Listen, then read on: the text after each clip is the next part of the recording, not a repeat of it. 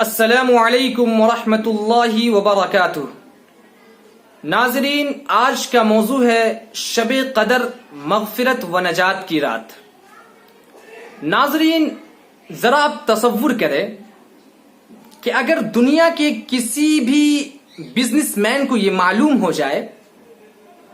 کہ فلاں مہینے کی فلاں تاریخ میں ہمارے قریبی شہر یا محلے میں ایک میلہ لگنے والا ہے جس کے اندر اتنی آمدنی ہوگی کہ 1 روپے کی قیمت 1000 گنا بڑھ جائے گی اور تجارت کے اندر غیر معمولی نفع ہوگا، تو سوچئے کون ایسا بیوقوف اور احمق انسان ہوگا جو اس گولڈن چانس کو بغیر کسی فائدے کے یوں ہی گنوا دے گا، بلکہ اس کے لیے انتھک کوشش کرے گا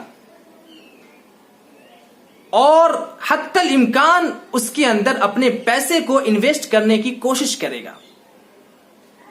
ٹھیک یہی حال آخری عشرے کی طاق راتوں اور شب قدر کا ہے، جس میں اللہ سبحانہ و تعالی کی رحمتیں، برکتیں، مغفرتیں عروج پر ہوتی ہے، اور کوشش کرنے والا انسان اپنی ریاضت، عبادت، اخلاق کے ذریعے اپنے دامن کو بھر لیتا ہے، کیونکہ شب قدر اللہ سبحانہ و تعالی کی جانب سے ایک عظیم انعام ہے جس میں ہر مسلمان کے لیے، ہر ایمان والوں کے لیے تحفے کے طور پر بہت ساری چیزیں عطا کی گئی ہے۔ آسمان سے خیر کا نزول ہوتا ہے، فرشتے زمین پر اترتے ہیں، اور یہ سلسلہ طلوع فجر تک جاری رہتا ہے۔ اب ایک سوال پیدا ہوتا ہے کہ شب قدر کو قدر کیوں کہا جاتا ہے؟ اس سلسلے میں امام زہری رحمہ اللہ فرماتے ہیں کہ قدر کے معنی مرتبے کے ہے، چونکہ یہ رات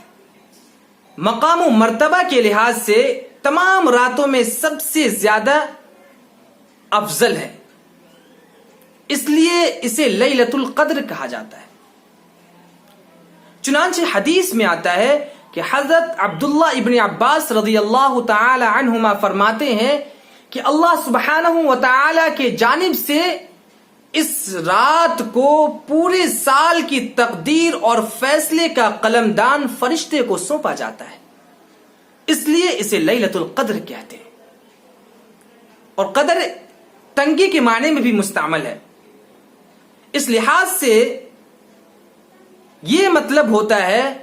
کہ اس رات میں فرشتوں کا نزول اس قدر زمین پر ہوتا ہے کہ زمین تنگ ہو جاتی ہے۔ اب ذرا سوچئے کہ اس رات کی اہمیت کیا ہوگی۔ شب قدر کی عظمت و منزلت، اس کی اہمیت و فضیلت کا اندازہ ہم اس طور پر لگا سکتے ہیں کہ اللہ سبحانہ و تعالی نے اس کے لیے ایک مکمل صورت نازل فرمائی ہے۔ چنانچہ اللہ کا ارشاد ہے، انا انزلناہ فی لیلۃ القدر، کہ ہم نے قرآن کریم کو اس رات میں یعنی لیلۃ القدر میں نازل کیا۔ وہ قرآن کریم جس کی حفاظت ہم نے خود اٹھائی ہے اور جو پوری انسانیت کے لیے ایک گائیڈ بک کے طور پر ہے۔ اتنی مقدس اور بابرکت کتاب کو ہم نے اس رات میں نازل کیا، اور پھر اللہ سبحانہ و تعالی اس کی عظمت و منزلت کو بتاتے ہوئے فرماتے ہیں کہ وما ادراک ما لیلۃ القدر، کیا تم جانتے ہو کہ لیلۃ القدر کیا ہے؟ لیلۃ القدر خیر من الف شہر، یہ ایک ایسی رات ہے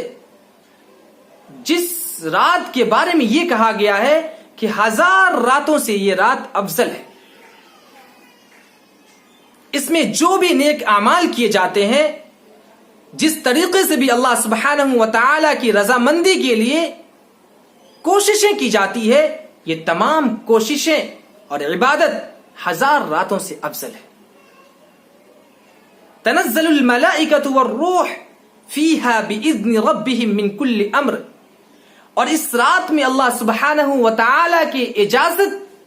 سے فرشتوں کا نزول ہوتا ہے، اور وہ فرشتہ امن و سلامتی اور بھلائی کا پیغام لے کر آتا ہے. اور یہ سلسلہ فیہا باذن ربہم من کل امر سلام ہی حتی مطلع الفجر،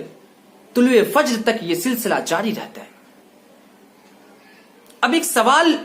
پھر یہ پیدا ہوتا ہے کہ شب قدر کون سی رات ہے؟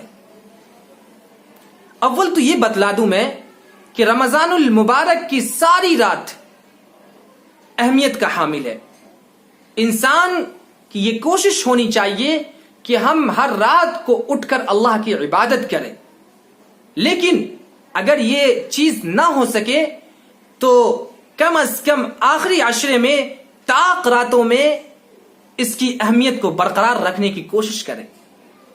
اور طاق راتوں میں شب قدر کی تلاش و جستجو کرے. اگر انسان یہ بھی نہ کر سکے، اتنا غافل ہے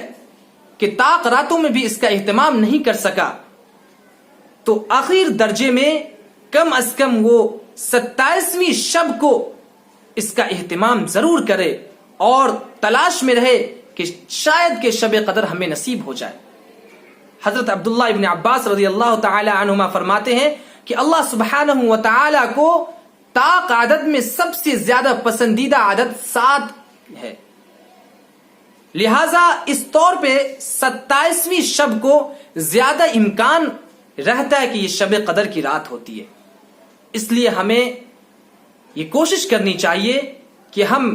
ہر طاق رات یعنی کہ 21، 23، 25، 27